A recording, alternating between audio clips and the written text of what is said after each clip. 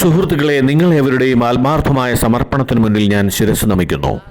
രാത്രി 12 മണിവരെ ഞാനിവിടെ ഉണ്ടായിരുന്നു. 30,000-ഓളം ആളുകളെ ഇവിടെ നിന്ന് സ്വീകരിച്ചു കൊണ്ടുപോയി അവർക്ക് വേണ്ട ഭക്ഷണത്തിനും താമസത്തിനുമുള്ള സൗകര്യങ്ങൾ ചെയ്തു കൊടുത്ത് ഭംഗിയാക്കിയ ശാന്തികുഞ്ചിന്റെ ടീം തീർച്ചയായും അഭിനന്ദനം അർഹിക്കുന്നു. പക്ഷേ നിങ്ങളേവരും അവരിൽ കൂടുതൽ അഭിനന്ദനം അർഹിക്കുന്നു.